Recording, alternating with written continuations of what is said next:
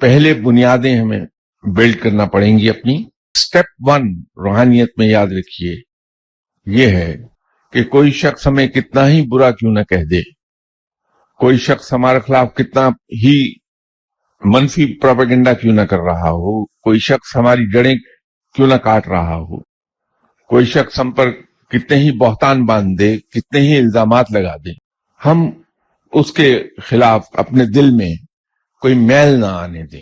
اپنے دل کو اس میل سے، اس کینہ سے، انتقام کی آگ سے دور رکھیں، پاک صاف رکھیں.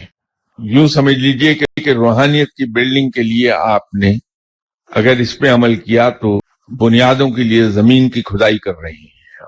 اسٹیپ 2 یہ ہے کہ ہم اپنی ضروریات روک کر، اپنے آرام کو قربان کر کے، اپنے دوسرے مسلمان بھائی اور بالخصوص وہ لوگ جو ہمارے مخالف ہیں ان کے کام آ جائیں، ان کی خدمت کر لیں، لیکن 2 کڑی شرائط کے ساتھ کہ رازداری اس درجے کی ہو کہ خود ہماری ذات کو یہ پتہ نہ چلے کہ ہم نے کسی کی خدمت کر دی، اور دوسرا یہ کہ اپنے آپ کو سیلف سجیسشن کے ذریعے ایک تعلیم دیتے رہیں یہ شخص مجھ سے اپنی خدمت کروا کر مجھ پر احسان کر رہا ہے. ہم قسم کھا لیں کہ ہم کسی شخص کے بارے میں کوئی نیگیٹو بات نہیں کہیں گے.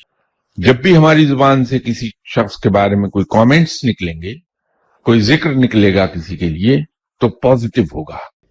فرض عبادات جاری رکھیے، رب آپ کا ہے، گارنٹیڈ ہے یہ بات. رب دوست ہے ہمارا.